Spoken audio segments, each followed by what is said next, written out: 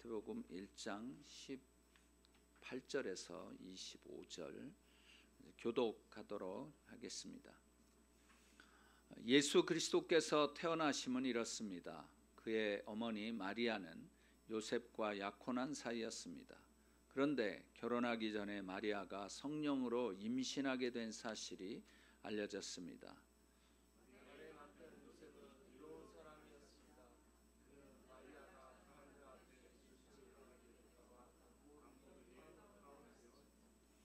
요셉이 이런 생각을 할 때 주의 천사가 꿈에 나타나 말했습니다. 다윗의 자손 요셉아, 두려워하지 말고 마리아를 내 아내로 맞아라. 마리아가 가진 아기는 성령으로 임신된 것이다.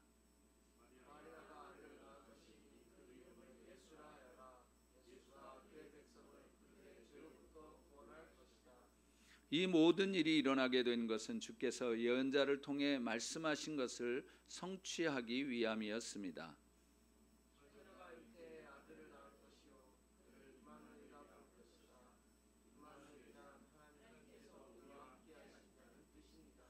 잠에서 깨어난 요셉은 주의 천사가 명령한 대로 마리아를 아내로 맞아들였습니다.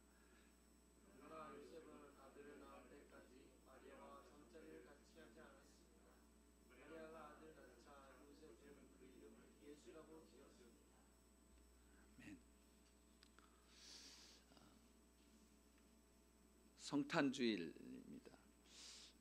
예수님의 탄생을 축하하는 주일이죠. 사실 예수님의 탄생, 성탄절, 성탄이라고 하는 것처럼 예수님이 태어난 날이 있으신 것처럼 사실 12월 25일 날 태어나신 것은 사실은 아니에요. 언젠지는 잘 모르지만 여하튼 탄생하신 날이 있죠. 여러분들에게도 또 우리들에게도 태어난 날이 있지 않습니까? 생일이 있지 않습니까? 옛날에는 얘가 태어나긴 했지만 언제 죽을지 몰라가지고 미리 일찍 그 호적에 올리지 않고 1, 2년 뭐 좀 두고 보다가 올려가지고 뭐 생년월일이 막 뒤죽박죽이 된 분들도 많이 있을 것입니다. 그래서 나이가 드신 분들은 대부분 한두 살은 젊어지신 거죠. 원래대로 하면은 뭐 80세가 79세로 이렇게 이제 되신 분들도 있을 거예요. 근데 분명히 사람들에게는 이러한 그 생일이 있는데 사실 이 땅에 태어났다고 하는 것은 그냥 우연하게 태어난 것이 아니고 하나님께서 주신 사명이 있는 것입니다. 예수님께서도 이 땅에 태어나신 목적인 왜 하나님 아버지가 예수님을 이 땅에 보내셨는가? 예수님께 주신 사명이 있습니다. 그래서 오늘은 바로 그것을 함께 나눠보고자 합니다. 예수님의 탄생 이야기는 여러분들이 다 알고 계실 것입니다. 오늘 18절을 보니까 그의 어머니 마리아가 요셉과 약혼한 사이였다. 이 유대의 이 결혼은 조금 이제 그 당시에 어떻게 됐냐면 정혼, 그 약혼을 미리 나면은 부모와 부모끼리 자네 딸 우리에게 주게, 뭐 그러면 내 아들 가져가게, 뭐 이렇게 해가지고서 미리 정해 놓습니다. 그러고 나서 일정한 나이가 되어지면 대개 이 유대에서는 남자들이 성인식을 하는 게 그 당시에는 12살 내지 13살 정도쯤 됐고 요즘에는 그게 좀 너무 어리지 않냐 뭐 그래가지고 16세쯤 한다고 그러는데 여하튼 이제 그때쯤 되면 정혼을 하게 되는 거예요. 정혼. 지금으로 말하면 약혼이라고 말할 수 있는 건데요. 그러면 정혼을 하고 나서 한 1년 정도를 각자 자기 부모 밑에서 1년을 삽니다. 그래서 1년을 사는 동안에 정혼을 했으니까 그 정도 나이가 됐으니까 서로를 알아가는 시간들인 거예요. 그래서 서로 자주 만나기도 하고 뭐 이러는 거죠. 근데 이 정혼된 이 1년 기다리는 기간 동안에 마리아가 임신을 하게 된 것입니다. 자, 임신을 했다면, 여자가 임신을 했다면 이거는 그냥 자가 수정을 할 수 없잖아요. 스스로 이 여인의 몸속에서 정자가 나와가지고 난자하고 수정을 할 수 없잖아요. 그건 누군가가 정자를 주었다는 이야기가 되는 거죠. 근데 성경에서는 이것이 성령으로 되어졌다 이렇게 이야기를 합니다. 요셉은 1년 동안 서로 순결하게 서로 좀 더 알아가고 그동안 몰랐던 성품도 알아가고 이 자매가 뭘 좋아하는지 이 형제가 뭘 좋아하는지 뭘 또 싫어하는지 이런 것들을 서로 이렇게 알아가는 기간인데 임신이 되어진 거예요. 이 사건에 대해서 막후에 어떤 일들이 일어났는가? 성령으로 임신했다라고 하는 그 말씀이 있는데 이 성령으로 임신한 것에 대해서 누가복음 1장 26절에서 38절까지 자세하게 나와 있는 거예요. 어떻게 그렇게 되어졌습니까? 그 요한의 어머니, 요한이 이제 아직 낳기 전이죠.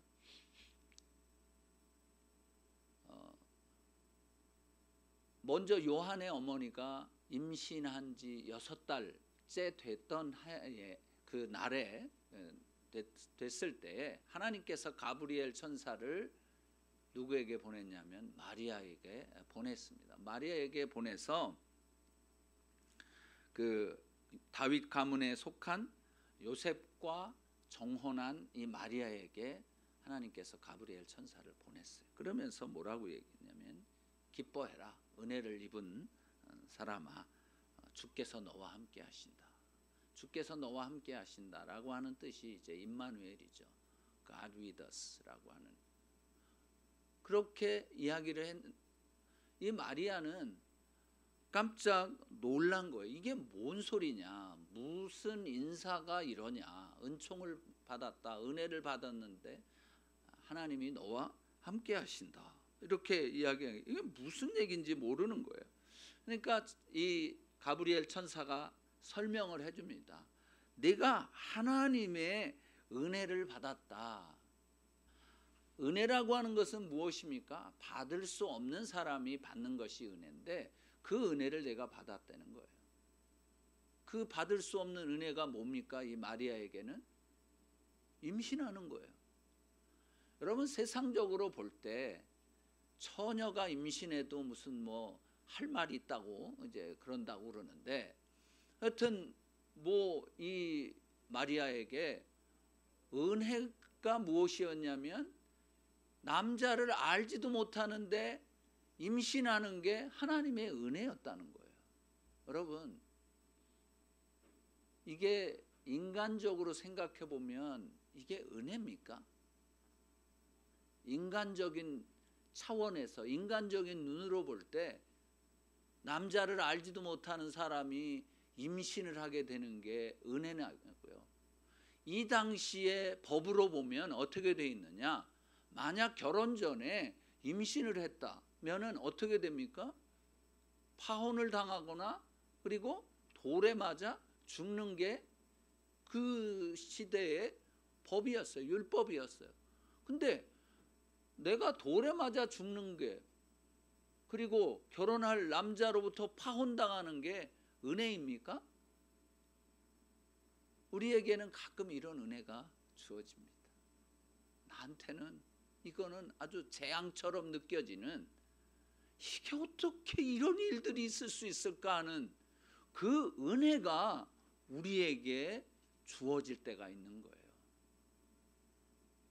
그래서 이 마리아가 이렇게 두려워하고 이 은혜, 아니 내가 돌에 맞아 죽는 게 은혜란 말인가?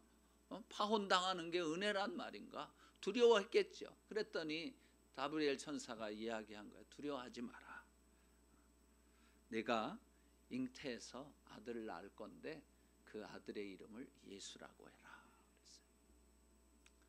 예수, 구약에서는 이 예수가 여호수아 또는 호세아 뭐 이런 이름으로 이렇게 되어 있어요.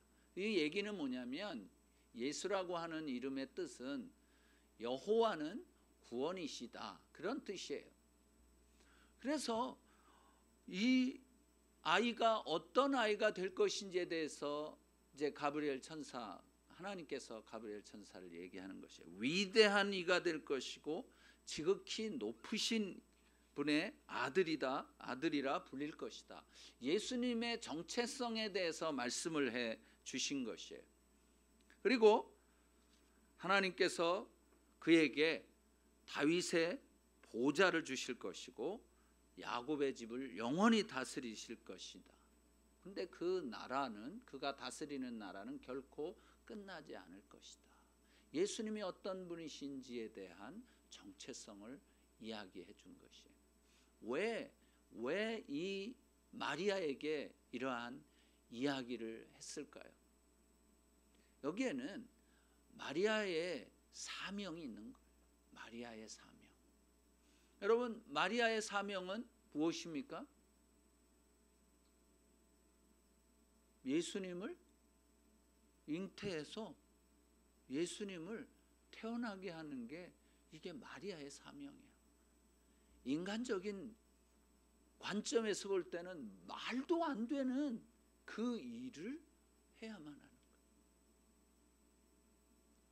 어떤 사람들에게는요, 말도 안 되는 것을 하나님이 말씀하실 때가 있는 거예요. 할아버지는 80세가 되셨고 어머니는 60세가 되신 장손한테 선교지로 가라고 이야기하는 거예요. 인간적으로 볼 땐 불효막심한 것이죠. 아니, 어떻게 그럴 수가 있냐. 그런데 하나님께는 이러한 하나님의 은혜라고 하는 차원에서 그러한 것들을 말씀하시는 거예요. 왜냐하면 사명이기 때문에. 마리아에게 하나님께서 천사 가브리엘을 보내신 것은 그에게 사명을 주시기 위한 것이었어요. 마리아에게 주신 사명.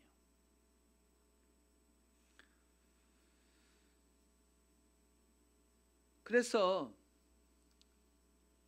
그 누가복음 1장 37절에 보면 이렇게 이야기합니다.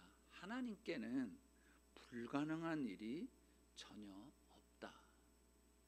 여러분, 하나님께는 불가능한 일이 없습니다. 하나님께 있어서 가장 큰 관심은 무엇이냐면 생명을 구하는 것이에요. 그래서 그에게, 마리아에게 이야기했던 것은 바로 그 생명의 탄생을 이야기하는 것. 생명을 잘 이제 하나님의 아들 예수 그리스도가 태어나게 하는 것이 바로 그의 사명이었어요. 그 10달 동안 예수님을 배고 있었던 그 10달 동안 쉽지 않았을 것입니다. 그리고 이제 하나님께서 그 천사가 가브리엘 천사를 통해서 이야기한 하나님께는 불가능한 일이 전혀 없다. 그래서 이제 많은 사람들이 이 동정녀 마리아에게서부터 예수님이 태어났다라고 하는 것을, 아니 그게 가능한 일이냐 이거예요. 남자를 알지도 못하는데 애를 뵌다는 게 가능한 일이냐는 거예요. 여러분, 만약 하나님이 그 일을 못하신다면 하나님이 아니시죠. 하나님께는 불가능한 일이 없으시기 때문에, 하나님이시기 때문에 그렇게 하실 수 있었던 거예요. 사람으로서는 할 수 없어요.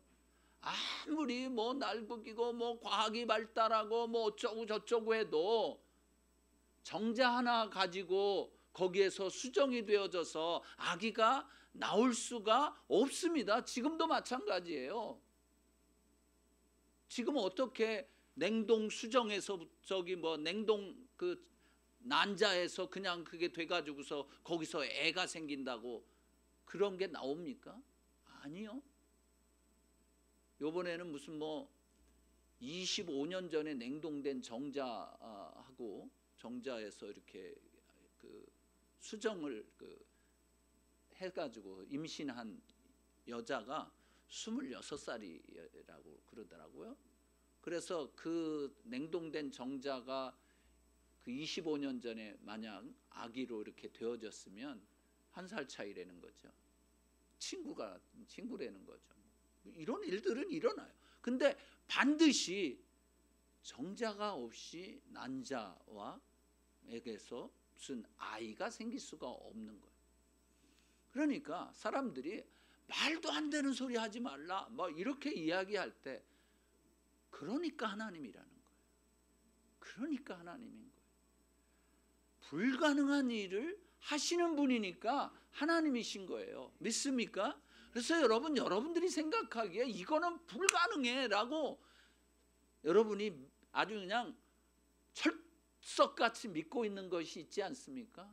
이거는 하나님도 못하실 거야 라고 여러분들이 생각하고 있는 것이 있지 않습니까? 믿고 있는 것이 있지 않습니까? 우리 아들 하나님도 못 바꾸실 거야. 우리 아들 뭐 우리 딸 뭐 우리 뭐 누구 저 집사님 아마 하나님도 저 집사님은 못 바꾸실걸?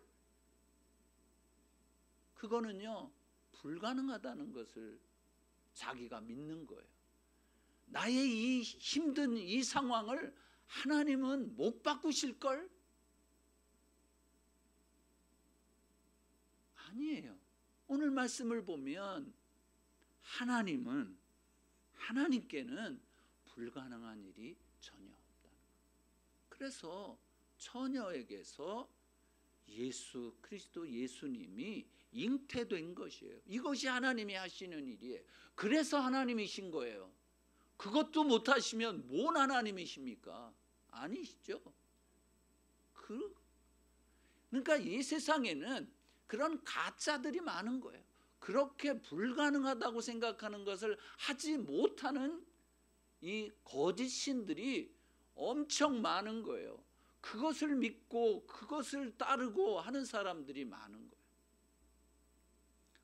우리들에게도 이것만은 하나님은 못하신다. 내가 지금 이거를 1년 기도했냐 5년 10년 20년 기도했는데 하나님 뭐 바꿔놓으신 게 있냐, 뭘 변화시킨 것이 있냐, 이렇게 우리는 하나님께 대한 불신으로 가득 차 있는데 이 말씀하시는 거예요. 마리아에게서 예수님이 잉태한 것, 이것은 불가능한 것을 하나님께서 하신 일인 것이. 그래서 여러분들이 이 하나님을 믿으셔야 합니다. 믿습니까? 하나님께는 불가능한 것이 없어요.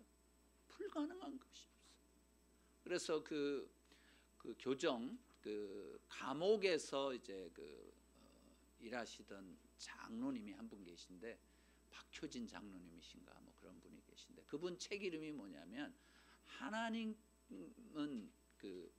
변화하지 않을 사람은 없다 하는 그런 이제 그 제목이 있어요. 아마 그 감옥에서 수많은 이 사형수들 뭐 굉장한 이 죄수들을 보면서 그들에게 복음을 전했던 그 장로님이신데 그들이 그곳에 들어와서 예수님을 만나고 변화되는 모습들을 통해서 정말 하나님이 바꾸시지 못할 사람은 없구나라고 하는 것을 간증적으로 이제 이야기했던 것이죠. 그래서 여러분의 상황 가운데 지금 하나님은 이것만은 못하실 거다라고 생각되어지는 것이 있습니까? 그렇게 철석같이 믿고 있는 것이 있습니까? 오늘 이 말씀으로 여러분, 하나님에 대한 이 생각을, 하나님께 대한 믿음을 다시 확인하시기 바랍니다. 하나님께서만 가능하신 방법으로 우리가 불가능하다고 생각하고 믿는 일들을 행하시는 것입니다. 인간이 불가능하다고 생각하는 것을 하나님은 하시는 분이신 것입니다. 그래서 이 사건, 이것을 이제 임신하게 된 사실이 알려졌어요. 여기에서 이 알려졌다고 하는 단어는 휴리스코라고 하는 단어인데, 이게 뭘 막 찾아가지고서 그냥 이렇게 해서 알려진 게 아니고 그냥 우연하게 발견되어진 것을 말하는 것이에요. 그러니까 사실 이 마리아는 성령으로 임신이 되고 나서 그 성령으로 임신이 된 사실, 이제 조금씩 뭐 이렇게 배가 불러지고 뭐 이러는 것에 대해서 그 요셉한테 이야기를 하지 못했던 것 같아요. 그러니까 이걸 말해야 되나 말아야 되나, 왜냐하면 율법이 있잖아요. 율법. 만약 이게 알려지면 마리아에게는 그런 두려움도 있을 것, 내가 이거 파혼당하지 않을까, 만약 이것이 알려졌을 때 돌에 맞아 죽지 않을까. 근데 이 누가복음 말씀을 보면 마지막에 보면 주의 계집종이오니 주의 뜻대로 되기를 원합니다라고 자기가 죽기로 결정을 한 거죠. 혹 그러한 뭐 모욕이나 또 뭐 애비 없는 뭐 자식이라든지 뭐 이제 누구하고 너 그 나쁜 그런 짓을 했냐, 뭐 이런 여러 가지 것들을 그냥 자기가 다 담당하기로 결정을 한 거예요. 그래서 혹시 파혼 당해도 나는 미혼모로 그냥 이 아이를 끝까지 키우겠다라고 하는 분명한 결정을 하였을 거예요. 그렇기 때문에 아마 그런 마음 때문에 내가 꼭 이거를 이야기할 필요가 있을까, 뭐 이렇게 생각한 적도 생각했을 수도 있겠고, 아니면 두려움이 있을 수도 있었겠죠. 그래서 이 마리아, 이 가브리엘 천사는 이야기를 저기에게 이야기해 준 거죠. 두려워하지 말라고. 그런데 요셉은 이 사실이 발견된 거예요. 이거 보니까 처음에는 성령으로 임신되었다는 사실을 몰랐겠죠. 그러나 배가 점점 불러오는 걸 보면서 어떻게 된 거지? 임신이 된 거예요? 그러면 나는 마리아하고 육체 관계를 맺지 않았는데 마리아가 배가 불러온다면 이거는 딴 남자하고 한 거 아니겠는가? 그런 의심이 생기기 시작을 한 것이죠. 그래서 이 요셉이 의로운 사람이었다. 여러분, 율법적으로 의롭다고 하는 것은 무엇입니까? 이런 여인들은 어떻게 하는 게 율법적으로 의로운 거예요? 돌로 죽이는 것이 율법으로 의로운 것입니다. 하나님을 사랑하는 요셉은 하나님을 사랑했어요. 하나님의 말씀대로 사는 사람이었어요. 그런 의로운 사람이었어요. 하나님의 율법대로 살고자 하는 사람이었다는 얘기예요. 그렇기 때문에 하나님의 율법대로 사는 사람에게는 이 여자와 파혼해야 되는 것이에요. 그런데 이 요셉의 마음 가운데서는 마리아를 사랑하는 마음이 있었기 때문에 그것을 그냥 조용히 끝내고자 했던 거예요. 그런데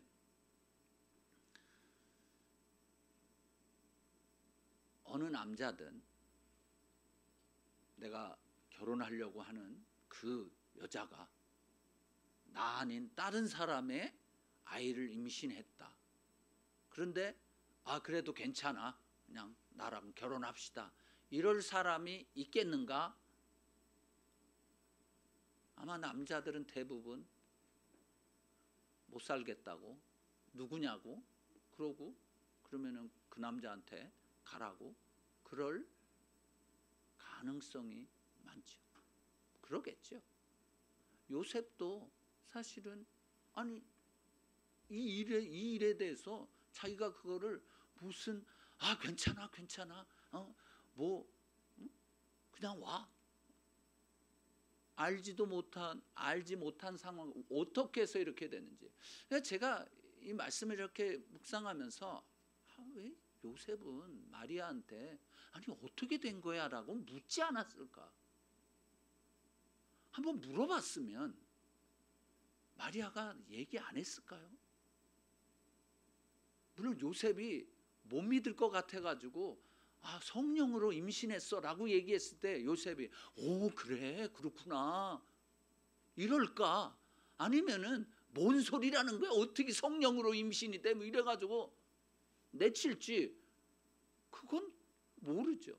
그렇지만 여하튼 요셉도 그것에 대해서 미리 그냥 별로 물어보고 싶은 마음도 없었던 거예요. 저 여자 분명히 누구하고 나는 모르지만 뭐 이러니까 아예 물어보지도 않았었던 것 같아요. 그래서 그냥 율법적으로 그냥 이렇게 조용하게 파혼하고 그냥 네 갈 길로 가라, 그 나머지는 나도 모르겠다, 뭐 이런 거 아니겠어요? 사랑하는 마음이 있긴 했겠지만 그러나 의로운 사람이었기에, 율법으로 사는 사람이었기에 그랬던 거죠. 그것이 뭐 지극히 당연한 거예요. 결국 이렇게 되어지면 어떻게 됩니까? 마리아의 이 임신 사실이 그냥 조용히 묻힐까요? 오히려 요셉과 파혼한 것이 들통이 다 알려질 거 아니겠습니까? 제가 요셉과 파혼했대. 아니 근데 왜 파혼했대? 임신했대나 봐. 여러분, 그렇게 되면 어떻게 되겠습니까? 죽는 거죠.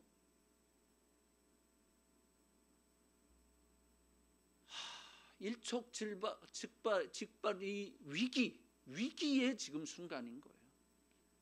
만약 마리아가 죽으면 그 안에 잉태된 예수님마저도 죽는 거예요. 이것이 사단의 계략이었어요.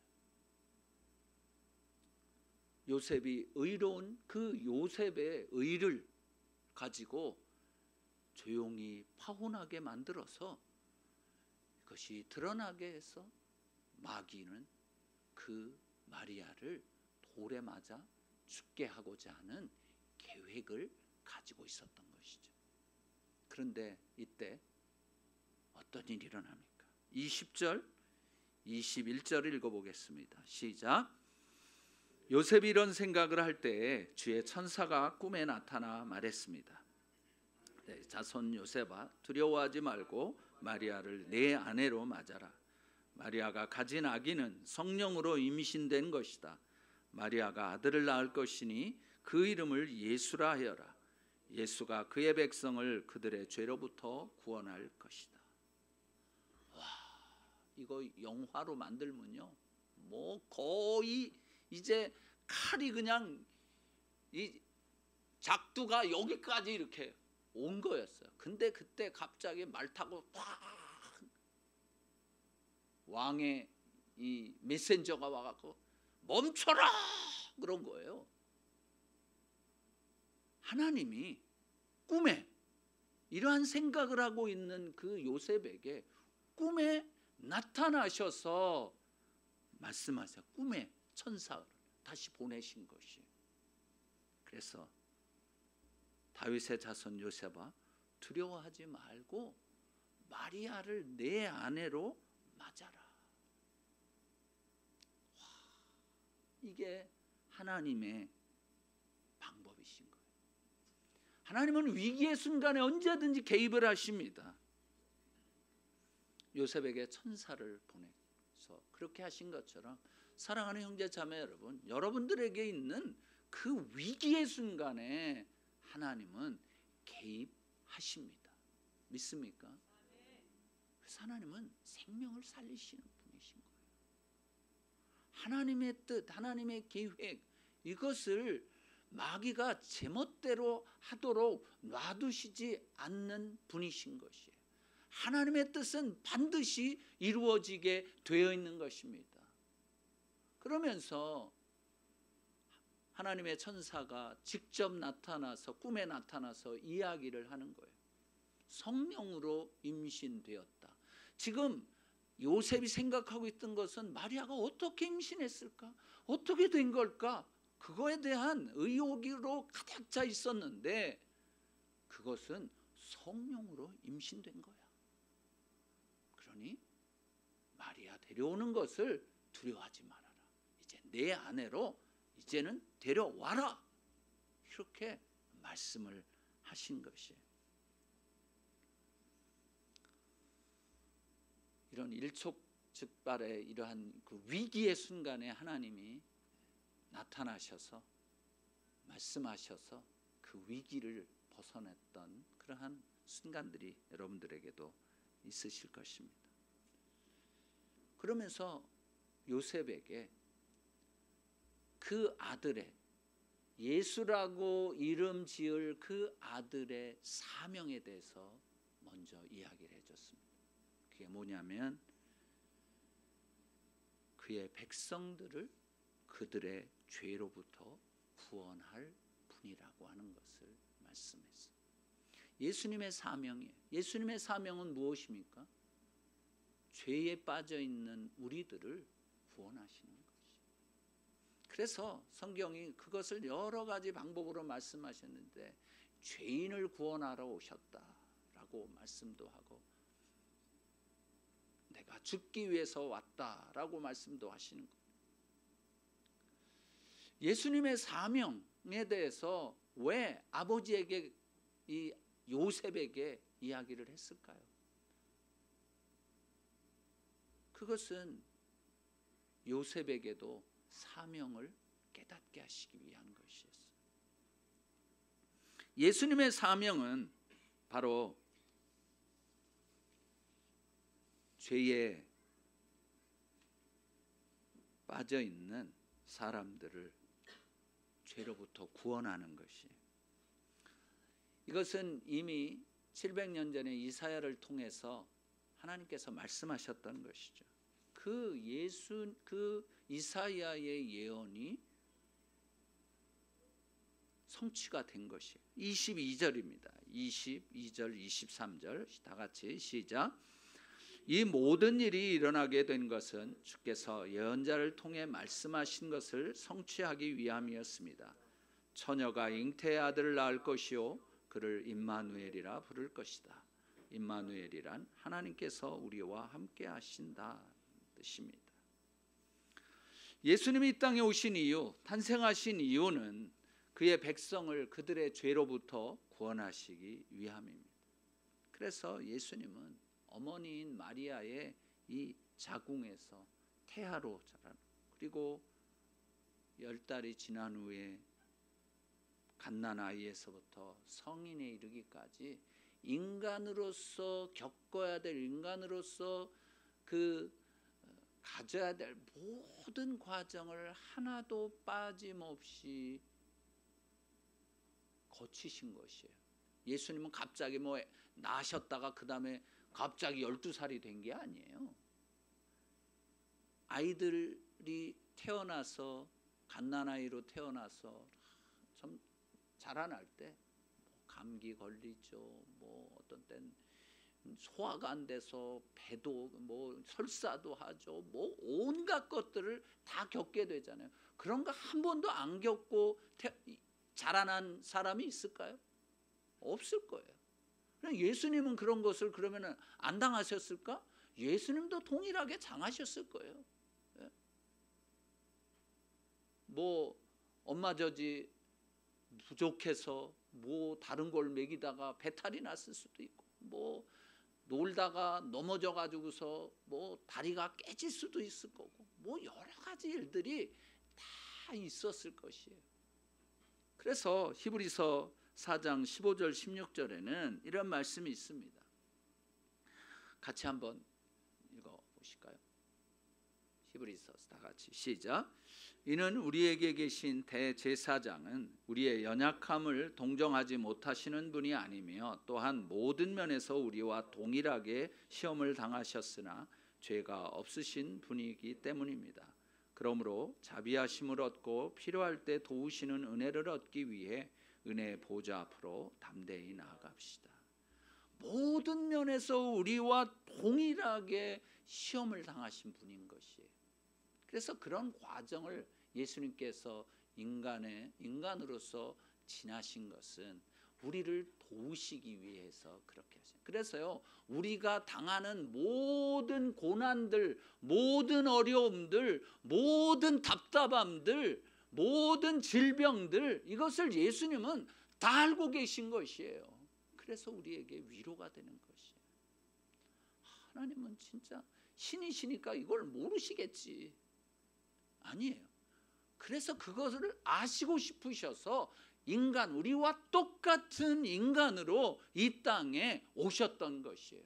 우리가 느끼는 감정들, 그 미묘한 감정들까지 다 느끼시기 위해서 인간으로 오셨던 것이에요. 사랑하는 형제 자매 여러분, 예수님이 탄생하신 이유는 바로 우리들을 죄로부터 구원하시기 위함입니다. 죄악의 사슬에 얽매인 우리들에게 자유를 주시기 위해서 온 것입니다. 예수님께서는 사람들이 스스로를 구원할 수 있도록 돕기 위해서 오신 것이 아니에요. 예수님께서는 사람들을 세상의 고난과 압제에서 구원하시기 위해 오신 것이 아닙니다. 예수님은 우리들의 죄에서 우리를 구원하시기 위해서 오신 것이에요. 참 자유는 죄로부터의 구원, 죄로부터의 해방이에요. 많은 사람들이 자유의 참 의미를 모르고 내가 지금 겪고 있는 모든 문제와 어려움에서만 해방되는 것이라고 생각하는데, 그리스도인들은 자유란 죄로부터 벗어나는 것이 자유임을 분명히 깨달아야 할 것입니다. 그런데 바로 예수님이 그 죄로부터 우리들을 구원하시려고 오신 분이신 것이에요. 그래서 이 성탄절은 우리를 죄에서 구원하시고자 예수님을 보내신 하나님의 사랑을 체험하는 날입니다. 아버지 하나님의 사랑이 바로 우리 죄에서 구원하시고자 십자가에 못 박히신 예수님을 통해 증명되어진 것이에요. 요한일서 4장 9절 10절을 같이 한번 읽어보겠습니다. 시작. 하나님의 사랑이 우리에게 이렇게 나타났습니다. 곧 하나님께서 자기 독생자를 우리에게 보내주셔서 그분으로 말미암아 우리가 생명을 얻게 하신 것입니다. 사랑은 여기에 있습니다. 곧 우리가 하나님을 사랑한 것이 아니라 하나님께서 우리를 사랑하셔서 우리 죄를 위해 그분의 아들을 화목제물로 보내주셨습니다.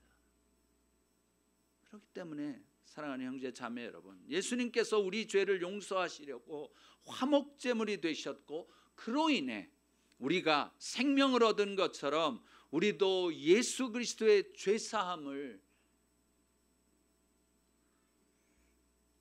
아직도 멸망의 구렁텅이에 빠져있는 사람들에게 알려서 그들로 하여금 예수 그리스도를 믿어 구원을 얻게 하는 사람이 되어져야 하는 것입니다.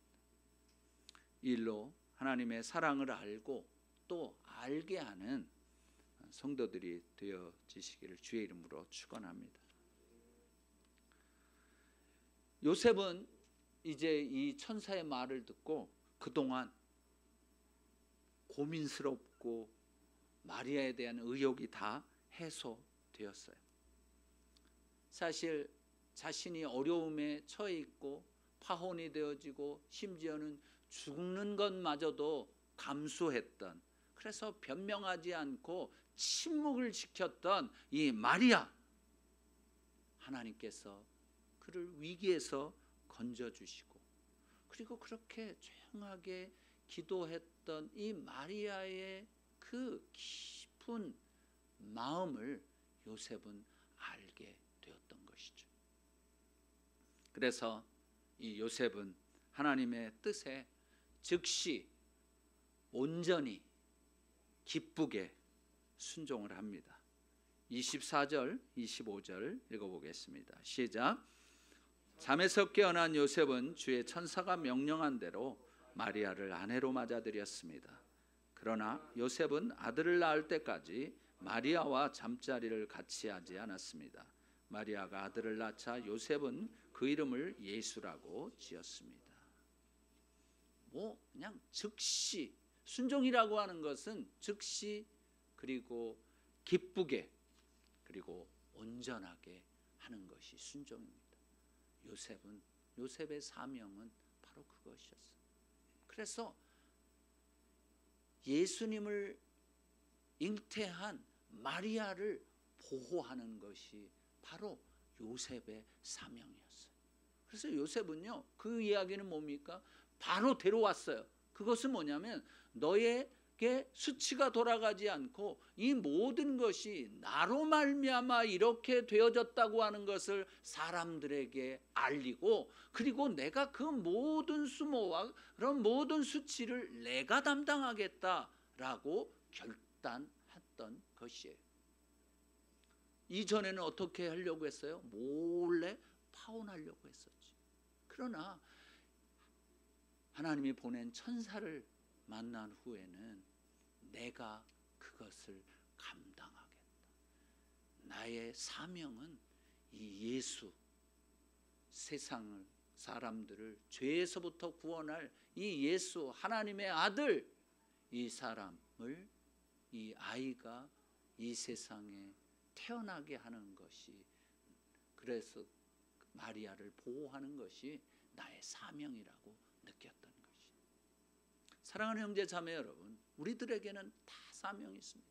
예수님께서 사람들을 죄 가운데서 구원하시기 위한 사명으로 이 땅에 오신 것처럼, 마리아에게도 사명이 있었고 요셉에게도 사명이 있었던 것처럼, 우리들 한 사람 한 사람에게도 분명한 사명이 있는 것이에요. 그것은 바로 우리 안에 예수 그리스도를 잉태해야 합니다. 그리고 예수 그리스도가 우리를 통해서 탄생하도록, 출산하도록, 다른 사람들이 그 예수 그리스도를 볼 수 있도록, 만날 수 있도록 내가 그러한 삶을 살아가는 것이에요. 이것이 바로 성탄절이 우리에게 주는 의미이고 사명인 것입니다.